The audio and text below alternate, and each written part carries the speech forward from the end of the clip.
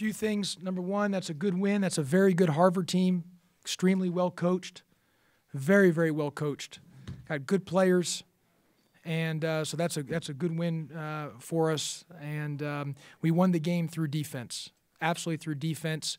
We hit a big-time skid offensively where we were getting paint shots. We were not in a rhythm offensively, but we won the game through defense. And Harvard comes in as the third-best three-point shooting team in the entire country, and we held them to 25% from three, held them to 37% from the field. We did another great job on the glass, plus 14. I thought, defensively we were really good, and we've been really good defensively. And that's how we're going to win games. Our identity is through our defense, and we hit a big-time skid offensively, but we came through for us on the defensive end, and we found a way to win through defense. We were scoring, we were manufacturing points when we couldn't score, which is a credit to Harvard. I want to give full credit to Harvard, but when we needed to manufacture points, we were getting that through the defensive end. DJ Steffens. In my book, he's one of the 5 greatest Tigers of all time. Of all time. No, I'm serious, Gary. He's one of the 5 greatest Tigers. And here's my problem with Gary. He's come to twice. Wait, I know, but listen. Gary's come to 2 games, the Louisville game and this game. We've given up big leads. So I don't know if it's you, Gary, or what. So, but no, I'm serious. He's one of the 5 best Tigers of all time. Now, that doesn't mean talent. But as in terms of energy and effort, because again, I'm going to say 3 guys for sure in that top 5. And this should be a debate for everybody else out there. But you have Penny Hardaway and Keith Lee for sure, and DJ Steffens is in that top 5. The other 2, leave it up for debate. Not my call. That's for you all who've been here much longer than I have. But DJ Steffens is in that top 5. Defensively, I thought Joe did a great job on the Chambers kid. And that was really good. I mean, Joe did a good job on him. I mean, really did a good job. We did a good job on the Rivard kid. The kid's shooting 45% from 3. He was 2 for 8. And Chambers came in shooting 50%. So we did a good job on him from 3. Adonis played good defense. But the thing is, Jaron had a big stop late, got a stop late. And that was big for us, too. He had a big defensive stop. But overall, good win. That's a good win for us. And we won the game through defense. And we have great talk radio all next week in the papers for the debate on the Tigers. You know what? Somebody said to me the other day, and this is a true story. I want to take full credit for this. They said it was a genius move that you made leading up to the game in Tennessee, that nobody talked about the actual game. They just talked about the scheduling. Obviously, it wasn't planned like that, but I said, you know what the heck, I get knocked so much for the coaching. I'll say, yeah, I did a good job on that. That was a heck of a move by me. So next week we're talking about the debate on the top 5. Hey, Coach, with Chris struggling so much those past few games. Hit big shots tonight. He hit some big shots today. Right, and he was actually struggling early in the game, and you decided to go back with him. Is that more so the team, or was it a little bit you needed to get his confidence going? No, I'm a feel guy. I'm just going with the feel there, Jamie. And I just felt, Chris didn't have a really good first half. And I gave him another chance there in the second half, and especially late, he came through for us big. He made some big shots and did a very good job defensively as well, too. He really came through for us late. Coach, it seems like a recurring theme here. You get a big lead in the first half, and it ends up dwindling in the second. When is it? It's eventually going to start. Twice. It's eventually going to start mattering when it gets to games where you don't have another game after that. What are you trying to tell your team in practice? It's nothing. I mean, we've done things in practice where we're up. I put the score up. We're up 11 with 10 minutes to go. I've done it where we're down 8 with 7 minutes. I've done all those different things. I mean, it's just, Harvard's a good team. They make runs. Basketball's a game of runs. I mean, the other team wants to score. This isn't high school basketball. This is Division I basketball. So other teams are going to score. Other teams are going to make runs. You're not going to hold anyone scoreless. So we've got to do our job, and you're going to have ruts where you're just in a total skid and you can't score and you're just out of whack offensively. When that happens, you've got to win games through the defensive end, and that's what we've done. So in those things that we've done those, in our run here that we've had, especially since the Bahamas, we've really been better defensively, and that's been the big thing. So Martin Luther King, Mahatma Gandhi, DJ Steffens. What's the order? No, Keith Lee, Penny Hardaway, DJ Steffens. The other two's up for debate. Larry Finch. Good call. Stats, yeah. No, Larry Finch is in the top. You know what? But I'm having DJ Steffens at the top 5. I should have Larry. Yeah, I didn't say Larry Finch on the radio, but you're right. Larry Finch, because my mind's just going 50 miles an hour. But DJ Steffens is up there. I know I'm going to get disagreed on, but that's okay. That's okay.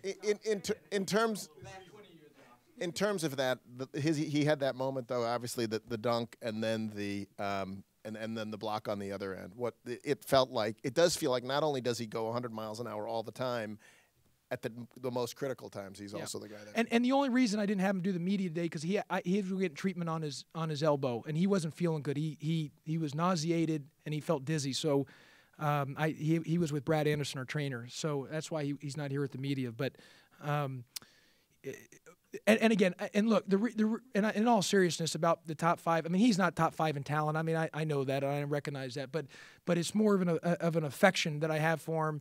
Just on that, the way he plays. I mean, the way he is on the court, and think how many times he's helped us win, and the reason, and he's changed the complexion of the game, and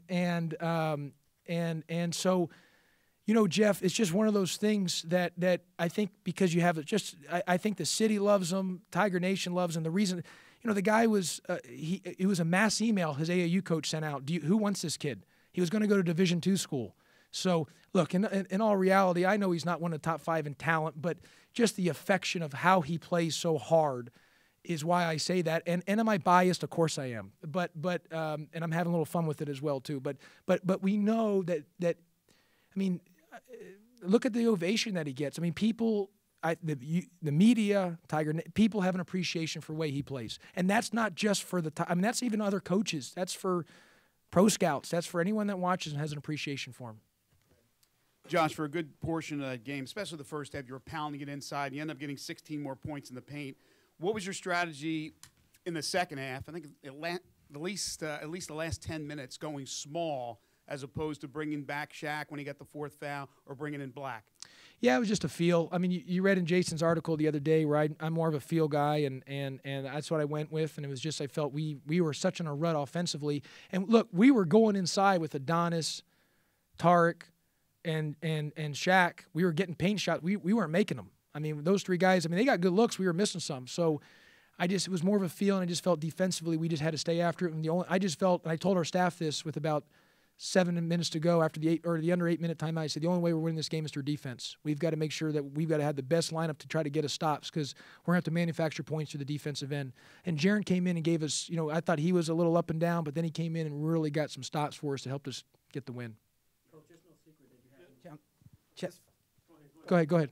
There's no secret you had some challenges defending the 3 earlier this year, but the last 6 minutes you shut them down. What did you do different the last 6 minutes of the game that you didn't do earlier this year? Well, we've even in our late some games last 5, 6, 7 we've defended the 3. It's just when a team takes so many threes like Rice or East Carolina, I mean they're going to hit a couple. I mean you look at it when we're playing those teams, we're holding their 2-point percentage in the low 30s, but they are hitting a couple threes because they live and die by it.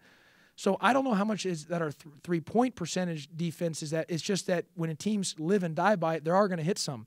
And we did a good job tonight. But like some of these teams we've played, they live so much by the 3, they are going to hit some. It's just by net, but you can't let them hit that and also have a high 2-point percentage. That's when you have an issue.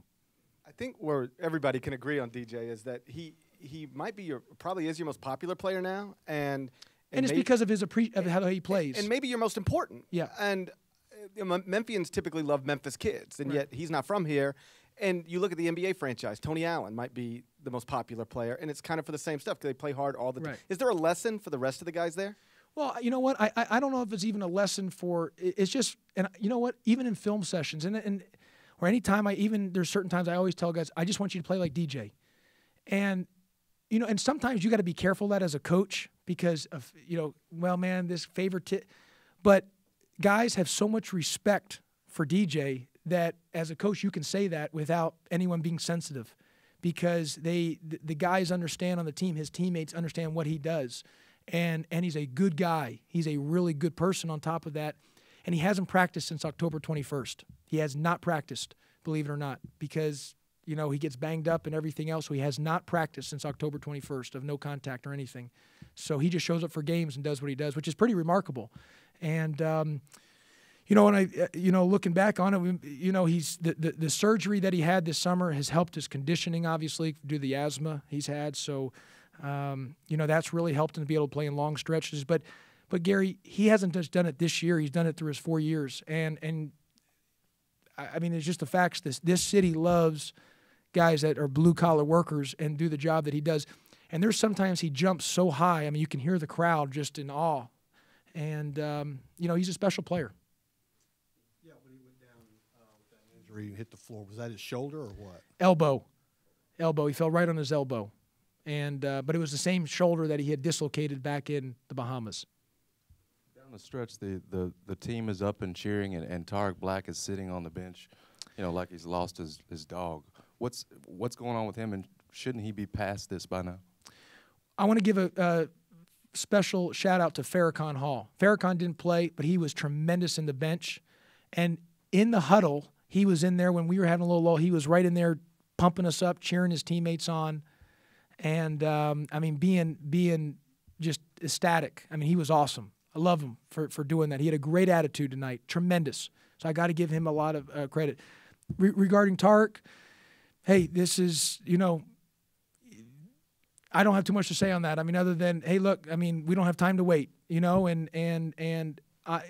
guys sometimes can be sensitive on things and not, but the bottom line is I've always said this, the caravan's moving forward. And Tarek's on the caravan. It's just, I'm not going to babysit during the game. Either if you're producing, you play. If you don't produce, you sit. Pretty simple. And I've been true to that form through my 4 years here. I have not changed. And I've held true to that form with discipline and everything else. I've used it. You can say what you want about me on coaching or anything else, but you can't say that I've held true to the form about using the bench as a, if you're not getting the job done in any area, you're going to sit. And that includes attitude or anything else.